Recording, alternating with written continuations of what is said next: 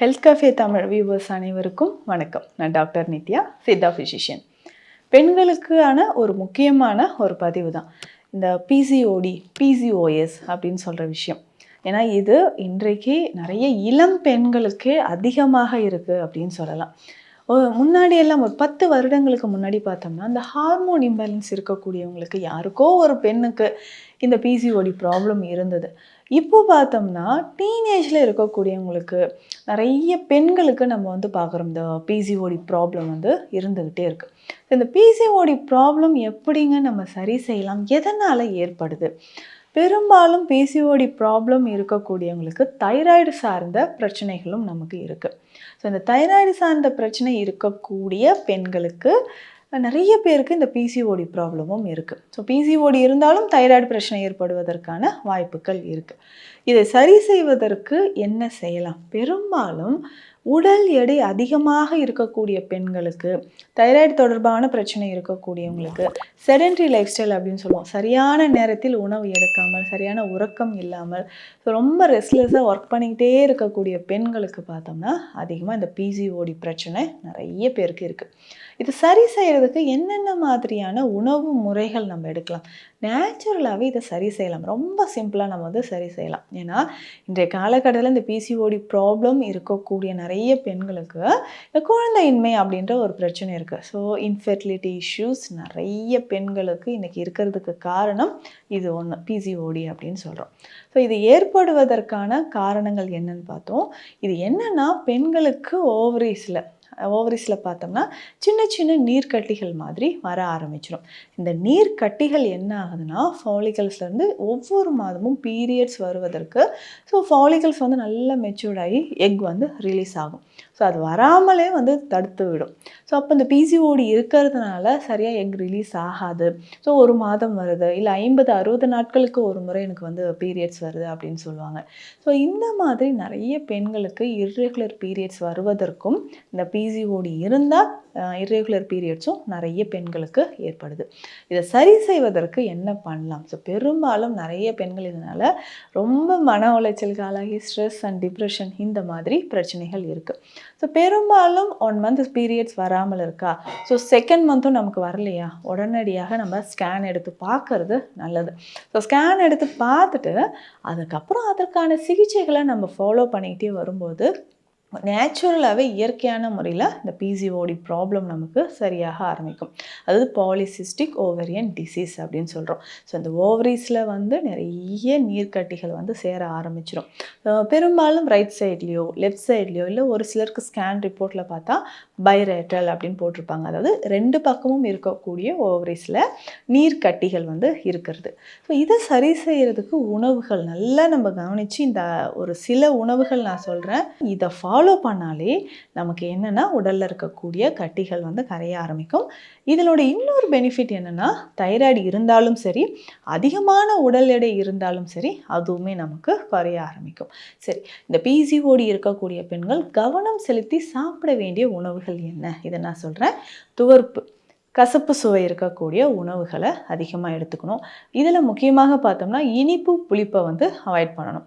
So அதிகமாக sweet சாப்பிட்ற பெண்களுக்கு, இல்லை நம்ம அவுட் சைட் ஃபுட் நிறைய சாப்பிட்றோம், புளிப்பான உணவுகள், உப்பு நிறைய சேர்த்து ப்ரிசர்வேட்டிவ்ஸ் ஆட் பண்ணியிருக்கக்கூடிய உணவுகள், ரெடி டு ஈட் அப்படின்னு சொல்லலாம்.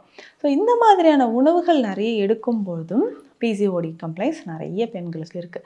ஸோ இதை சரி செய்கிறதுக்கு இந்த உணவு முறைகள் ரொம்ப முக்கியம். இதில் முதல்ல பார்த்தோம்னா கற்றாழை. ஸோ கற்றாழை நம்ம பயன்படுத்தும் போது, இதுக்கு பெயரே குமரி தான். ஸோ கற்றாழையை பயன்படுத்தும்போது இந்த பிசிஓடி ப்ராப்ளம் நமக்கு கொஞ்சம் கொஞ்சமாக சரியாக ஆரம்பிக்கும். சரி, கற்றாழை எப்படிங்க பயன்படுத்தலாம்? தினம்தோறும் இதை கற்றாழையை ஜூஸ் மாதிரி குடிக்கலாம். ஸோ தோலையெல்லாம் எடுத்துகிட்டு நல்லா ஒரு 7 முறை அதை வாஷ் பண்ணிவிட்டு ஜூஸ் மாதிரி போட்டு இதில் கொஞ்சம் மோர் கலந்து குடிக்கணும். இல்லைங்க, கற்றாழை தினம்தோறும் என்னால் பயன்படுத்த முடியாது அப்படின்னு சொல்கிறவங்க சித்த மருத்துவத்தில் கற்றாழை லேகியம், அதாவது குமரி லேகியம் அப்படின்ற ஒரு மருந்து இருக்குது.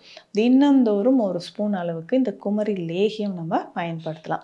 அடுத்து முக்கியமாக நம்ம பயன்படுத்தக்கூடிய இன்னொன்று வெள்ளை பூசணி. ஸோ வெள்ளை பூசணியும் தினம்தோறும் ஜூஸ் மாதிரி குடிக்கலாம். இதுக்குமே வந்து பார்த்தோம்னா வெண்பூசணி லேகியம் அப்படின்ற ஒரு மருந்து சித்த மருத்துவத்தில் இருக்குது. அதையும் நம்ம பயன்படுத்திக்கலாம்.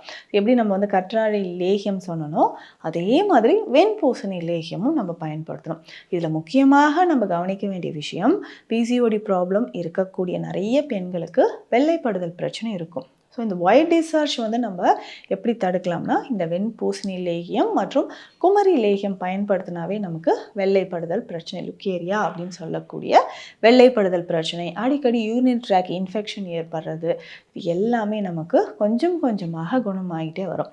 அடுத்து முக்கியமாக பார்த்தோம்னா உணவில் அத்திப்பழம். ஸோ உலர்ந்த அத்திப்பழமும் பயன்படுத்தலாம். இல்லை நம்ம வந்து அத்திப்பழம் வந்து ஜூஸாக அத்திப்பழம் எடுத்து அதை தோல் எல்லாம் எடுத்துட்டு இதை மிக்சியில் அரைச்சி அப்படியே குடிச்சிடணும். ஸோ இதை ஃபில்டர் பண்ணக்கூடாது. இதில் வந்து சர்க்கரை, இனிப்போ இல்லை பாலோ சேர்க்கக்கூடாது. ஸோ இதை அப்படியே நம்ம குடிச்சிக்கிட்டே வரணும். இதே மாதிரி மாதுளை. ஸோ தினம்தோறும் அத்திப்பழம் அல்லது மாதுளை ரெண்டில் ஏதாவது ஒன்று வந்து தவறாமல் அந்த ஜூஸ் வந்து மாலை நேரத்துலையோ இல்லை மதிய நேரத்துலையோ நம்ம வந்து பயன்படுத்திக்கிட்டே வரும்போது பிசிஓடி ப்ராப்ளம் நமக்கு குணமாக ஆரம்பிக்குது. ஸோ ஃபஸ்ட்டு நம்ம பண்ண வேண்டியது வெயிட், பாடி வெயிட் நமக்கு எவ்வளவு இருக்குது, ஸோ உடல் எடை வந்து எவ்வளவு இருக்குன்னா அதுக்கு அதிகரிச்சுட்டே போதா, ஸோ அதை ரிவர்ஸ் பண்ணுறதுக்கான வழிமுறைகள். ஸோ சின்ன சின்ன யோகாசன பயிற்சிகள் ரொம்ப ரொம்ப இம்பார்ட்டண்ட். அதுக்கேற்ற மாதிரி உடற்பயிற்சிகள், உணவு முறைகள் நம்ம ஃபாலோ பண்ணும்போது உடலில் இருக்கக்கூடிய கழிவுகள் வெளியேறி இந்த பிசிஓடி ப்ராப்ளமும் நமக்கு கொஞ்சம் கொஞ்சமாக குணமாகுது. ஸோ உணவு முறையில் பார்த்தோம்னா எள்ளு, கருப்பு எள்ளு ரொம்ப ரொம்ப முக்கியம்.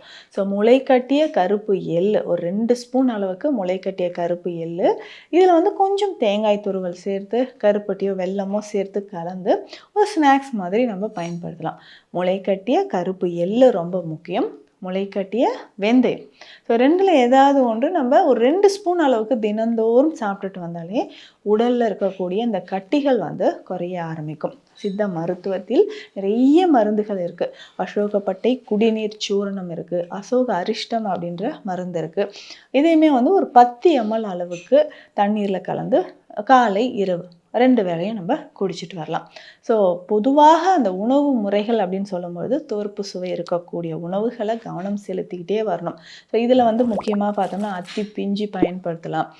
சுண்டைக்காய் ரொம்ப ரொம்ப முக்கியமானது, சுண்டைக்காய் இது வந்து பயன்படுத்தலாம். தினம்தோறும் ஏதாவது ஒரு ஜூஸ், கேரட் பீட்ரூட் சேர்த்து அதை வந்து ஒரு ஜூஸ் மாதிரி குடிச்சிட்டு வர்றது. பைனாப்பிள் ரொம்ப முக்கியம். ஸோ பைனாப்பிளுக்கு வந்து பார்த்தோம்னா ஸோ அதில் இருக்கக்கூடிய விட்டமின் சி ரொம்ப ரொம்ப முக்கியம். ஸோ இது வந்து நம்ம பைனாப்பிள் அப்படியே நீங்கள் கடித்து நல்லா சாப்பிடும்பொழுது உடலில் இருக்கக்கூடிய கழிவுகள் கட்டிகள் நமக்கு கரைய ஆரம்பிக்கும். வாரம் ஒரு முறை கொள்ளு கஷாயம் பயன்படுத்தலாம். ஸோ கருப்பு கொள்ளு இருக்கு இல்லைங்களா, நல்லா வேக வைத்து அந்த தண்ணீரை மட்டும் குடிக்கணும். ஸோ அந்த தண்ணீரை மட்டும் வாரம் ஒரு முறை நம்ம பயன்படுத்திட்டு வரலாம். ஸோ காலை நேரத்தில் எம்டி ஸ்டொமக்கில் வேண்டாம், காலையில் நம்ம பிரேக்ஃபாஸ்ட் எடுத்துகிட்டு ஒரு 1 ஹவருக்கு அப்புறம் இந்த கருப்பு கொள்ளு நல்லா வேக வைத்து அந்த தண்ணீரை குடிச்சிட்டு வரணும். ஒரு 100 ml அளவுக்கு குடித்தாலே போதும். ஸோ வாரம் ஒரு முறை இதையும் நம்ம பயன்படுத்திக்கணும். ஸோ சரியான அளவுக்கு இந்த உணவு முறைகள், உறக்கம், சரியான ஒரு உறக்கம் இருக்கணும். ஸோ உடல் எடை அதிகரிச்சிச்சுன்னா கொஞ்சம் கொஞ்சமாக உடல் எடை குறைச்சிக்கிட்டே வரும்பொழுது நேச்சுரலாகவே நமக்கு இந்த பிசிஓடி ப்ராப்ளம் குணமாகும். ஏன்னா நிறைய பெண்களுக்கு இது வந்து ரொம்ப ஸ்ட்ரெஸ்ஸாக இருக்கும். ஆரம்பத்தில் நம்ம வந்து இர்ரெகுலர் பீரியட்ஸ் இருந்தால் ஓகே பார்த்துக்கலான்னு விடுற ஒரு விஷயம் ஒரு வருடமோ 2 வருடமோ கழித்து நமக்கு வந்து ரொம்ப டிப்ரெஷனுக்கு உள்ளாகக்கூடிய விஷயமாக மாறுது. ஸோ ஆரம்பத்திலே இந்த உணவு முறைகள், மூலிகைகள்லாம் பயன்படுத்தும் போது பிசிஓடி ப்ராப்ளம் நமக்கு குணமாகுது. ஸோ இந்த பதிவில் நான் சொல்லியிருக்க விஷயங்கள் உங்களுக்கு பயனுள்ளதாக இருக்கும்னு நினைக்கிறேன். மீண்டும் அடுத்த பதிவில் சந்திக்கலாம். நன்றி. இந்த வீடியோ உங்களுக்கு பிடிச்சிருந்தா லைக் பண்ணுங்க, ஷேர் பண்ணுங்க, கமெண்ட் பண்ணுங்க. மறக்காம ஹெல்த் கஃபே தமிழ் சேனலை சப்ஸ்கிரைப் பண்ணிட்டு பெல் பட்டனை கிளிக் பண்ணிடுங்க.